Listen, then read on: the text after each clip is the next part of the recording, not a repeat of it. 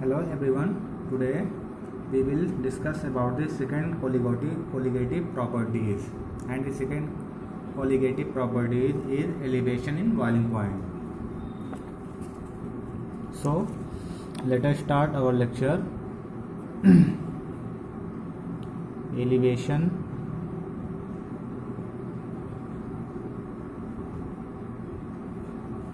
in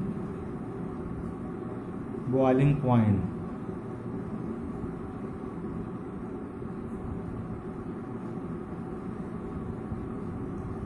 बेटा ये आपका सेकेंड कॉलिगेटिव प्रॉपर्टी है, ठीक है। आज इसको हम लोग डिफाइन करेंगे, इसमें क्या होता है। सबसे पहले बेटा हम लोग ये जानेंगे कि बॉइलिंग पॉइंट क्या होता है। What is boiling point? तो boiling point is a temperature at which the vapor pressure of a liquid becomes equal to the atmospheric pressure। बेटा हम लोग क्या करते हैं, कोई लिक्विड ले लें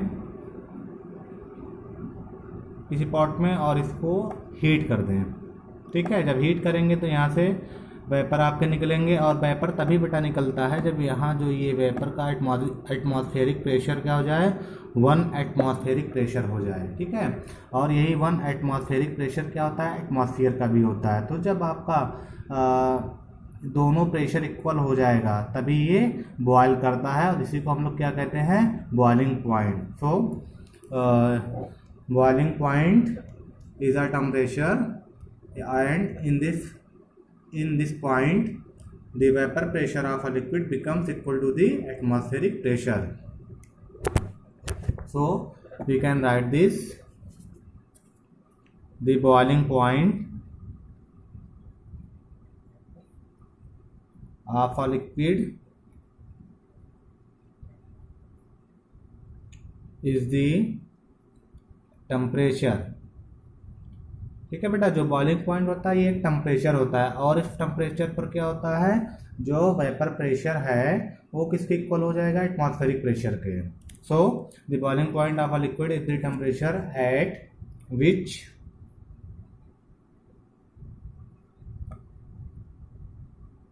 the vapour pressure of a liquid becomes equal to the atmospheric pressure।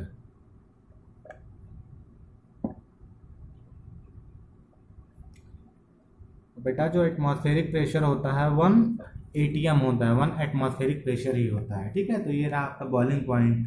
तो बेटा हम कह सकते हैं कि जो बॉइलिंग पॉइंट होता है वो नॉर्मली 1 एटमॉस्फेरिक प्रेशर होता है, ठीक है। अब if the external pressure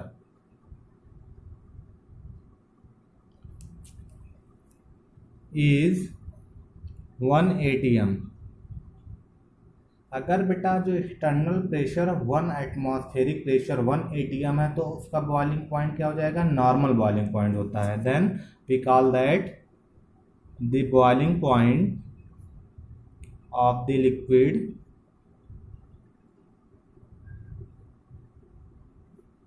is normal boiling point, normal boiling point, ठीक बेटा। देखिए इसमें क्या करना है, बॉइलिंग पॉइंट में हम लोग कोई एक पॉट ले लेते हैं, उस पॉट में कोई लिक्विड ले लिया हमने, वाटर ले लिया, हीट किया। हीट करेंगे तो बेटा एक ऐसा पॉइंट आता है जब ये इससे वेपर निकलने लगता है, और इस वेपर का जो वेपर प्रेशर क्या हो जाता है बेटा, 1 एटमॉस्फेरिक प्रेशर हो जाता है। तो और 1 एटमॉस्फेरिक प्रेशर जो होता है ये क्या होता है, हमारे एटमॉस्फेयर में जो प्रेशर है उसी के बराबर होता है। So we can say that कि जब हमारे लिक्विड का वेपर प्रेशर एटमॉस्फेरिक प्रेशर के इक्वल हो जाता है तो क्या होता है, वो बॉयल होने लगता है लिक्विड, और इसी को बॉइलिंग पॉइंट बोलते हैं। So the boiling point of a liquid if the temperature at which the vapor pressure of a liquid becomes equal to the atmospheric pressure। And बेटा जो ये आपका किसी एक्सटर्नल प्रेशर अगर हम 1 atm कर दें तो उसका जो लिक्विड होगा उसका boiling point normal boiling point होता है। So if the external pressure is 1 atm then the boiling point of the liquid is called normal boiling point. अब देखिए बेटा एलिवेशन आपको करना है। एलिवेशन मीन्स क्या होता है, हम लोग बढ़ाएंगे, डिक्रीज कर बढ़ाएंगे, इंक्रीज करेंगे, ठीक है बॉइलिंग पॉइंट। तो इसमें क्या होता है, देखिए जैसे हमने पिछले दिन क्या पढ़ा था, रिलेटिव लोअरिंग वेपर प्रेशर पढ़ा था। उसमें क्या था, हमने सॉल्वेंट ले लिया था और सॉल्वेंट क्या था आपका, वोलाटाइल था। वोलाटाइल सॉल्वेंट में हमने क्या लिया था, एक नॉन वोलाटाइल सॉल्यूट ऐड कर दिया था। तो वहाँ क्या हुआ था, वेपर प्रेशर क्या हो गया था आपका, डिक्रीज हो गया था। बट यहाँ वैसा नहीं है, यहाँ थोड़ा अलग है। जब देखिए हमारा कोई सॉल्यूशन है या कोई सॉल्वेंट है, हमने कोई सॉल्वेंट ले लिया है और उस सॉल्वेंट का वेपर प्रेशर, वो सॉल्वेंट कैसा है, वोलाटाइल है, और वोलाटाइल है तो बेटा उसका बॉइलिंग पॉइंट क्या रहेगा, लो रहता है, ठीक है। बट उसी में हम कोई जब नॉन वोलाटाइल सब्सटेंस ऐड कर देंगे जो सॉल्यूट कवर करेगा, तो अब क्या हो जाएगा, बॉइलिंग पॉइंट बेटा इंक्रीज हो जाएगा, जिससे ही हो जाएगा एलिवेशन इसका हो जाएगा, ठीक है ना। तो यही बात आपको कहनी है। तो कहा जाए, if a small amount of a non-volatile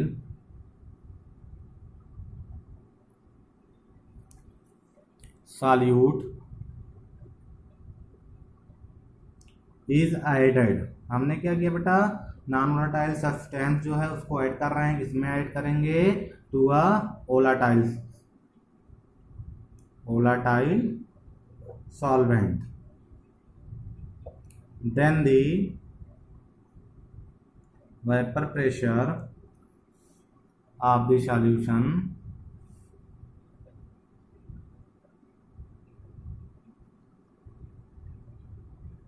will decrease।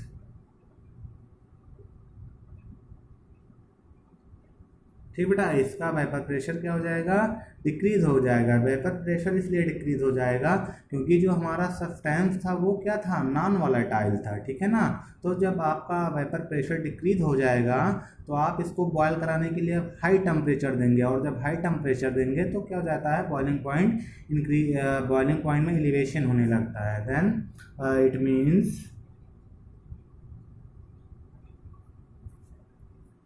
the solution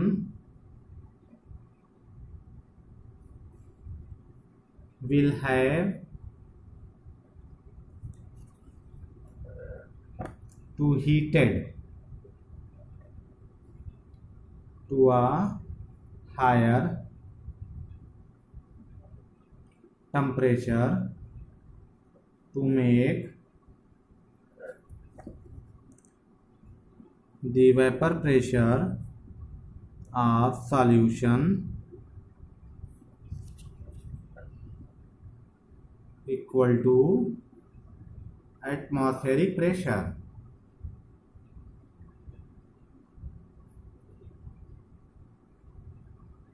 ठीक बेटा, यही हो जाएगा इसका एलिवेशन। इसमें क्या हुआ, हमने नॉन वोलेटाइल सब्सटेंस लिया, उसको वोलेटाइल सॉल्वेंट में क्या किया, ऐड कर दिया, तो उससे वेपर प्रेशर डिक्रीज हो गया, और जब वेपर प्रेशर डिक्रीज हो गया तो हम उसको हीट करेंगे और हाई टेम्परेचर पे हीट करेंगे, जिससे इसका क्या हो जाएगा, जो सॉल्यूशन का वेपर प्रेशर है वो एटमॉस्फेरिक वेपर प्रेशर के इक्वल आ जाए। सो thus the boiling point of solution, अब हमारा जो सॉल्यूशन है उसका बॉइलिंग पॉइंट हम क्या ले लें, TB ले रहे हैं, TB will be more than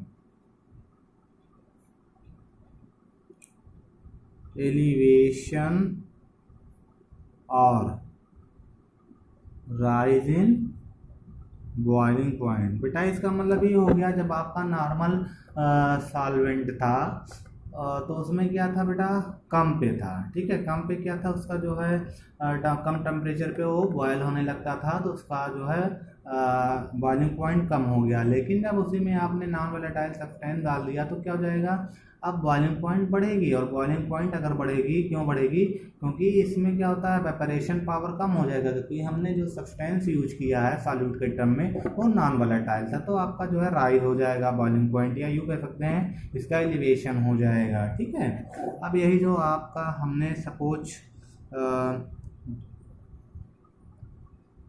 जो टीबी है, टीबी हमने क्या मान लिया है, boiling point of the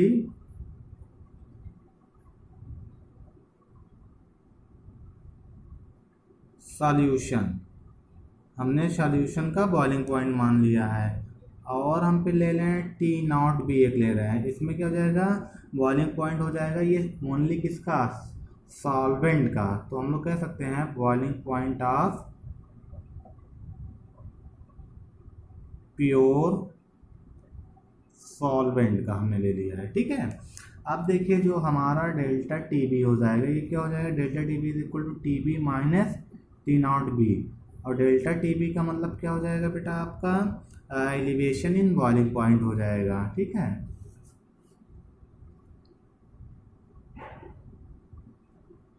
elevation in BP boiling point. ठीक है बेटा, आप देखिए इसके लिए हम लोग ग्राफ प्लॉट कर सकते हैं। ग्राफ कैसे प्लॉट होगा, एक हम लोग इस टाइप से कर देते हैं।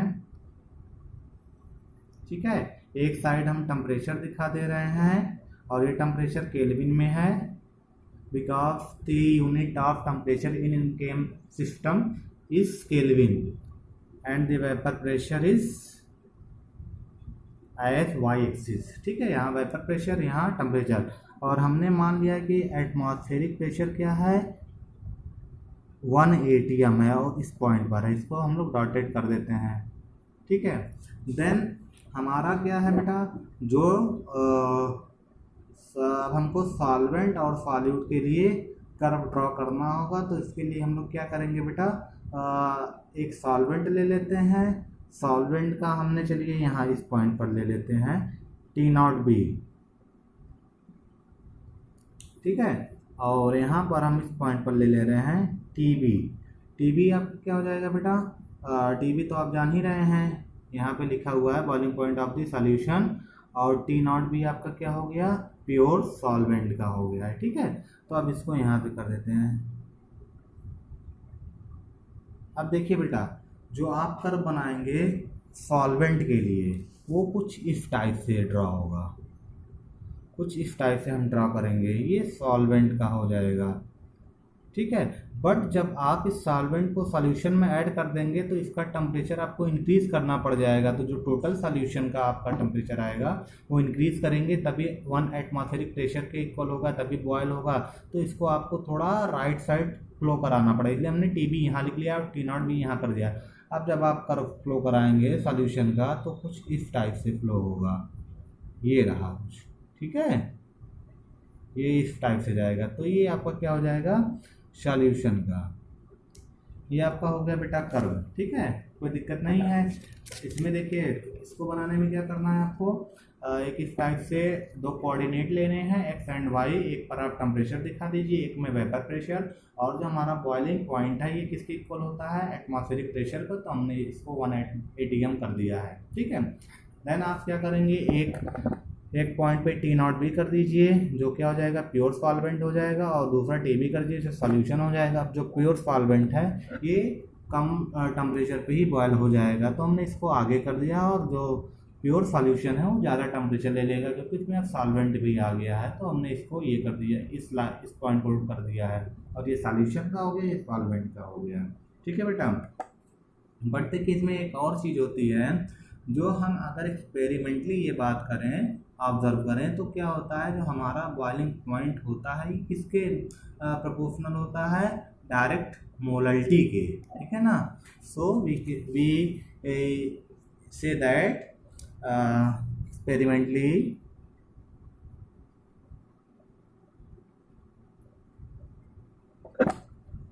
it has observed that elevation in boiling point is directly proportional to the molality of the solution। ठीक है, इट मीन्स क्या है बेटा, elevation in boiling point, it means delta T B is proportional to molarity, it means small M. Delta T B is equal to K B into small M, where K B is a constant which is known as molar elevation constant.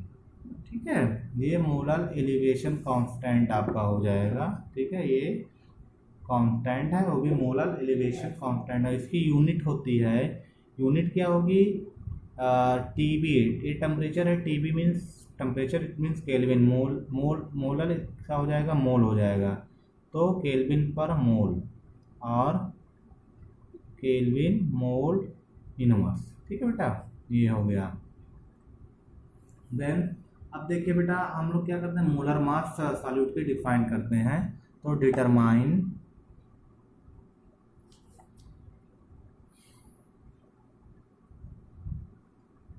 The molar mass of solute. अब देखिए बेटा, solute का molar mass कैसे define होगा। तो जैसा हम लोग जानते हैं, delta T B is equal to K B into M. ठीक है, और ये एम क्या है, मोलरिटी है, but molarity is equal to क्या होता है, W B into 1000 upon M B into W A. ठीक है, अब यहाँ पर क्या है आपका, ये मोलरिटी की वैल्यू आ गई, हम लोग पीछे पढ़ चुके हैं। अब यही वैल्यू हम लोग क्या कर देंगे, यहीं पर पुट कर देंगे। तो delta T B is equal to K B into W B into 1000 whole upon M B into W B. यहाँ से आप बेटा सॉल्यूट का क्या कर सकते हैं, मोलर मास फाइंड आउट कर सकते हैं। ठीक है, चलिए ये हो गया। अब बेटा तो आज के लिए इतना ही बेटा, बाकी आपका थर्ड पॉइंट जो है वो नेक्स्ट लेक्चर में पढ़ाएंगे। So I hope you understand lecture. So thank you for watching this video.